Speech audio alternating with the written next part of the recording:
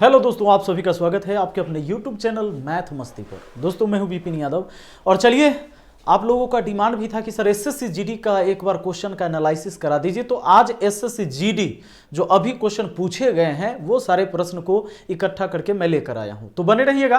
Question बहुत ज्यादा math में हार्ड नहीं है, मैंने पहले भी पढ़ाया था, आप लोग बहुत परेशान थे। ये सच बात है कि 2019 में इससे अच्छा 2021-19 इन सब में जो क्वेश्चन पूछा गया था थोड़ा अच्छा लेवल का था, लेकिन अभी जो क्वेश्चन पूछा गया मैथ का लेवल एक मतलब इजी से मीडियम था, हाई नहीं था। क्वेश्चन क्या आया है ये जरा देख लीजिए।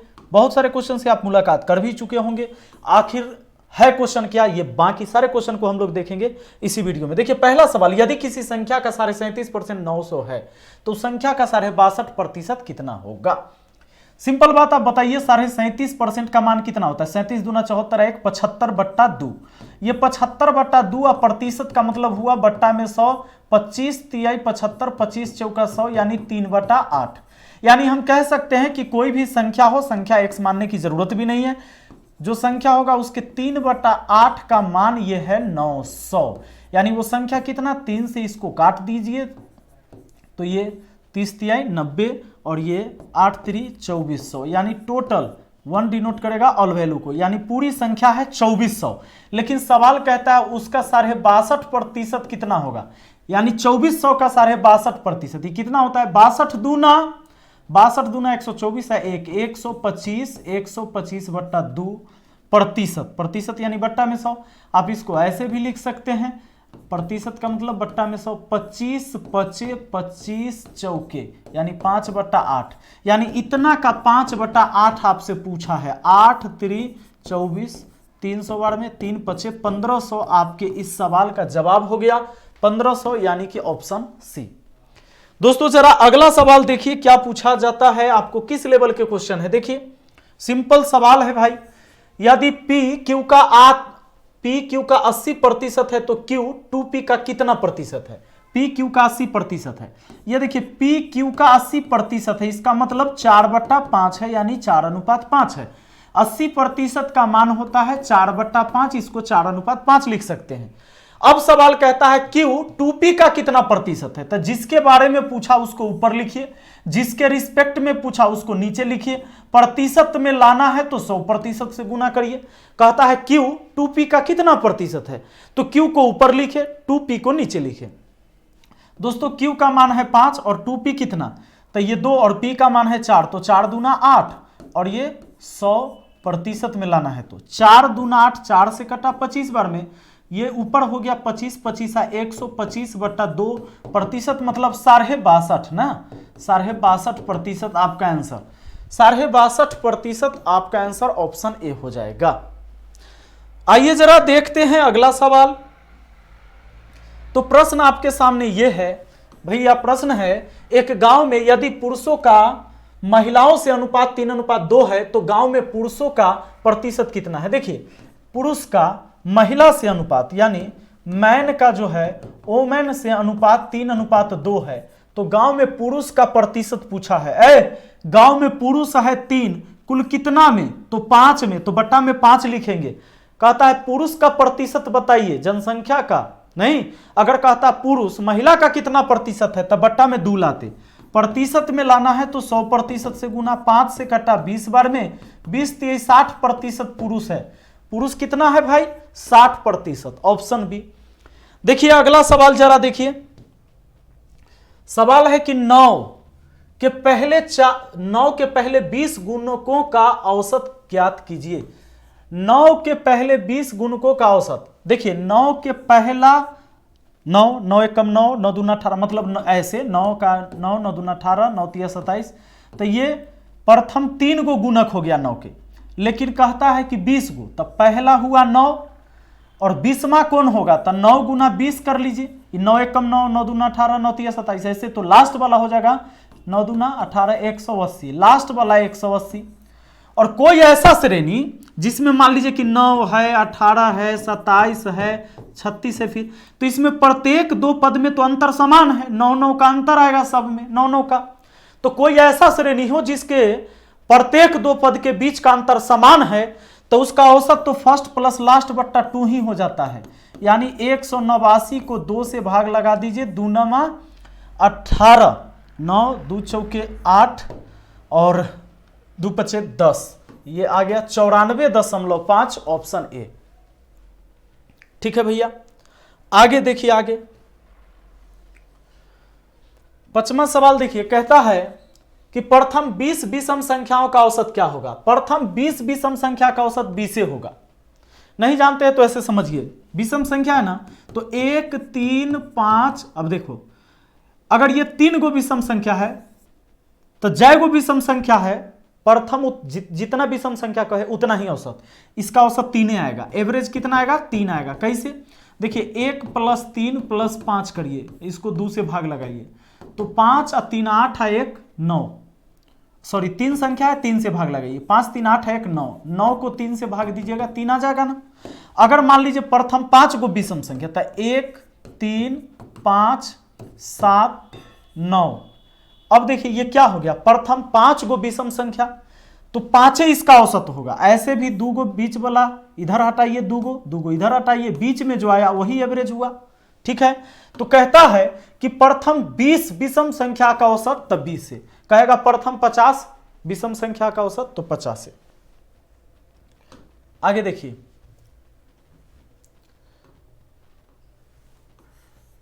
सवाल है कि राजू के पिता ने राजू से सबसे छोटी संख्या ज्ञात करने को कहा जो एक पूर्ण वर्ग है और 12 18 24 और 27 से विभाजित हो। दोस्तों अगर आपने पढ़ा है तो आपको देखने से ही पता चल जाएगा कि ना तो ये पूर्ण वर्ग संख्या है, ना ये पूर्ण वर्ग संख्या है, ना ये पूर्ण वर्ग संख्या है। पूर्ण वर्ग संख्या 1296 ही है, और ये 1296 ऐसे पूर्ण वर्ग संख्या है जो इन सब से कटेंगे ही। आपका आंसर ऑप्शन। देखिए क्वेश्चन आपके सामने सवाल है, यदि अक्षय क्रमशः 30 किलोमीटर प्रति घंटा, 25 किलोमीटर प्रति घंटा और 20 किलोमीटर प्रति घंटा की गति से 3 समान दूरी तय करता है तो पूरी यात्रा के दौरान उसकी औसत गति क्या होगी। देखिए जब एक ही दूरी को 3 अलग अलग चाल से तय किया जाए तो एवरेज स्पीड का फॉर्मूला होता है। एवरेज स्पीड का फॉर्मूला आपने पढ़ा भी होगा, 3xyz बट्टा में होता है xy प्लस yz प्लस होता है zx, ये होता है फॉर्मूला। अगर एवरेज स्पीड निकाला हो और 3 अलग अलग चाल से किसी एक दूरी को तय किया गया हो, एक ही दूरी को, तो ठीक है। तो यहां पर जरा ध्यान देंगे, तो यहां पर एक चाल जो है आपका कितना है, 30 है, एक चाल कितना है 25 है, और एक चाल कितना है 20 है। तो पहले तो 3abc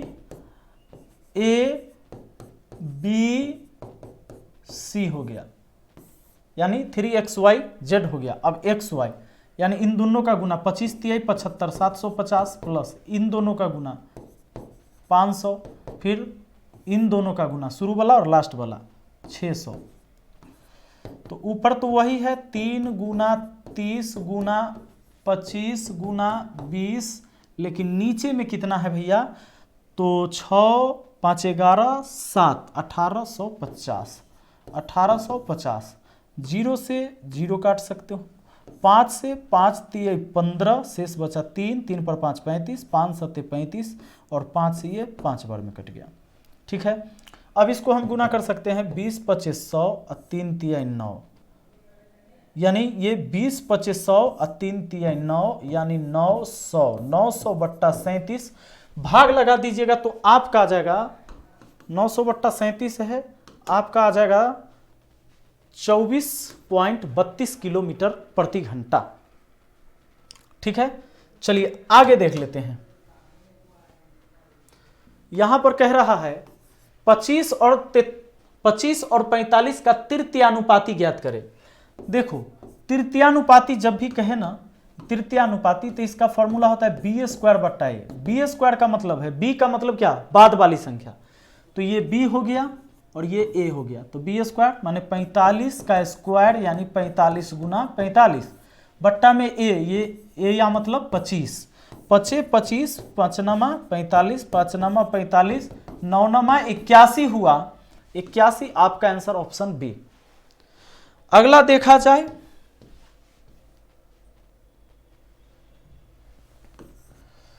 दस पुरुष या 12 महिलाएं एक कार्य को 10 दिन में पूरा करते हैं तो 5 पुरुष और 6 महिलाएं उस कार्य को कितने दिन में करेंगे। दोस्तों सवाल यह है कि 10 पुरुष 12 महिलाएं एक कार्य को 10 दिन में कर सकते हैं। 10 पुरुष करे या 12 महिला करे, वह काम होगा 10 दिन में, यानी 10 पुरुष 12 महिला के बराबर है। देखिए 10 पुरुष से करवाइएगा तो भी लगेगा 10 दिन, 10 दिन लगेगा, तो कुल काम हो गया। कुल काम की मात्रा वर्कर गुने दिन, और 10 पुरुष करे या 12 महिला करे तो 10 दिन लगेगा, यानी ये 10 पुरुष 12 महिला के बराबर है। कुल काम की मात्रा निकालना है तो आप ऐसे भी लिख सकते थे कि 10 आदमी गुना 10 दिन, चाहे 12 औरत गुना 10 दिन, कोई दिक्कत नहीं। या तो काम औरत के रूप में होता या आदमी के रूप में होता। यहां से देखिए 10 का आधा 5, 12 का आधा 6, यानी मैन बट्टा वोमेन अब बराबर 6/5 लिख सकते हैं। 5 चल गया बट्टा में। दोस्तों मैन के जगह हमने क्या रख दिया, 6। अच्छा, आपसे पूछा है कि इस काम को, इसी काम को कहता है कि 5 पुरुष और 6 महिलाएं कितने दिन में कर देंगे। 5 पुरुष और 6 महिला से करवाना है तो भाग लगा दीजिए। m के जगह 6 आया है, w के जगह 5 आया है। ऊपर में हो गया 10 छके 60 गुना 10, नीचा में हो गया 6 पचे 30, 6 पचे 30, 30 30 हुआ 60, 60 से 60 गया, बचा 10, 10 दिन में खत्म हो जाएगा, ऑप्शन बी। आइए अगला सवाल देखा जाए। देखिए 10वां क्वेश्चन कहता है यदि a के 60% का 35%, b के 75% के 25% के बराबर है तो a का b से अनुपात ज्ञात करिए। सवाल कहता है a का 60% का 35% b के, देखिए b के 75% के 25% के बराबर है। क का जब भी उच्चारण है तो गुना होगा। अब ये प्रतिशत के चिन्ह से दोनों प्रतिशत के चिन्ह से दोनों प्रतिशत का चिन्ह कट गया। अब कहें तो 5 सत्ते 35, अब 5 से इसको काट दीजिए, 15 पचे 75। अब चाहे तो आप 15 चौके 60 काट सकते हैं, तो a गुना हो गया 7 चौके 28 और उधर हो गया b गुना 25। अब आपको a अनुपात b निकालना है, यानी a बट्टा b बराबर 25/28 हो गया, यानी इसको आप 25 अनुपात 28 भी कह सकते हो। a और b का अनुपात, a और b का 25 अनुपात 28 ऑप्शन ए कहिएगा, b मत मारिएगा। पहले a का चर्चा हुआ है, a का b से क्या अनुपात होगा, तो a का पहले वैल्यू लिखाएगा, b का बाद में, ठीक है। जिसका चर्चा पहले उसको पहले लिखना है। देखिए सवाल है वह न्यूनतम संख्या जिसे 8 और 14 से विभाजित करने पर शेषफल क्रमशः 5 और 11 शेष प्राप्त हो। आपने पढ़ा है 8 और 14 से भाग देने पर शेषफल 5 और 11 बचे, तो क्या करना है, जिससे भाग देना है उसको ऊपर, जितना शेष बचे उसको नीचे लिखना है, घटा देना है। 8 में से 5 घटा 3, 14 में से 11 घटा तो 3, ये समान डिफरेंस आ रहा है, इसको हम क्या बोलते हैं, कांस्टेंट डिफरेंट कहते हैं। आपको याद भी होगा, आपने पढ़ा भी है। अब जिस से जो भाग देते हैं उसका एलसीएम बना के कांस्टेंट डिफरेंट घटा देते हैं। तो 8 और 14 का एलसीएम बनाइए, कांस्टेंट डिफरेंट को माइनस कर दीजिए। ये हो गया एलसीएम, 56 में से 3 गया, आपका आंसर हुआ 53। 53 कहां है भाई, तो 53 ऑप्शन बी में है। आइए जरा ध्यान दीजिएगा, सवाल है आपके सामने 12 नंबर। सवाल क्या कहता है, कहता है राम के पास 10,000 रुपए थे, वह इसका 1/8% वार्षिक साधारण ब्याज पर और शेष भाग 10% वार्षिक ब्याज पर उधार देता है। कहता है उनकी कुल वार्षिक आय 920 रुपया है, तो 8% पर उधार दी गई धनराशि ज्ञात कीजिए। चलिए 10,000 रुपया, 10,000 में से मान लेते हैं कि x रुपया उसने पहले लगा दिया 8% पर, तो x का 8% उसको मिलेगा ना ब्याज, यानी आय हुआ। शेष राशि कितना बचा, तो 10,000 टोटल था, 10,000 में से x लगा दिया तो बचा 10,000 माइनस x। इसको लगाएगा वो 10% के दर से, यानी इतना का 10% उसको ब्याज आएगा, और दोनों से ब्याज मिलाकर उसको मिला है 920 रुपया, तो बहुत अच्छा। अब ये हुआ हमारा 8x% और प्लस इस 10% से दोनों को गुना करिएगा, प्रतिशत से 2 जीरो कटेगा तो ये 1000 आ जाएगा, क्योंकि 1 जीरो ये वाला, माइनस ये हो जाएगा 10x% और बराबर हो जाएगा ये 920। 10x% माइनस में ही प्लस में, तो बचा कितना, 10 में से 8 गया 2, माइनस में 2x% बचा और 1000 उधर चला गया तो भैया माइनस में 80 हो गया। माइनस में कितना 80। अब आप माइनस माइनस कैंसिल कर दिए, 2 से काटे 40 बार में, ये प्रतिशत का मतलब बट्टा में 100, 100 जाकर गुना हो गया तो x का मतलब हो गया 40 पर 2 जीरो और यानी कि 4000। 4000 कहाँ है तो ऑप्शन ए में।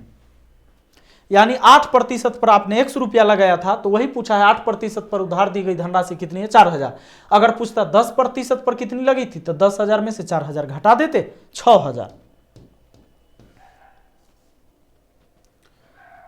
देखिए सवाल है, कहता है कि आकाश साधारण ब्याज और चक्रवृद्धि ब्याज के बीच की अंतर गणना करना चाहता है। यदि आकाश के पास 1200 की धनराशि है तो 2 वर्ष के लिए ब्याज का 10%, 2 वर्ष के लिए ब्याज 10% है।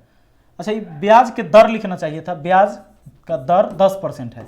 ये रेट अगर 10% है, टाइम 2 वर्ष है और आपसे कह दिया CISI का अंतर निकालने के लिए, तो याद होगा रेट के स्क्वायर 0.2 अंक के बाद, रेट के स्क्वायर हुआ 100, 0.2 अंक के बाद इतने प्रतिशत का अंतर आएगा, यानी 1% का अंतर आएगा।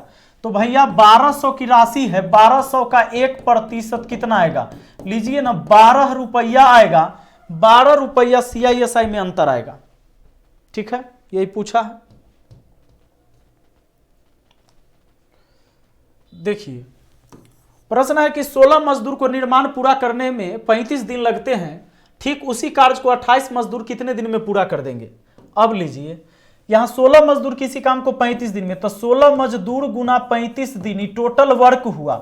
इतना काम करवाना है 28 मजदूर से, 28 से भाग लगा दीजिए।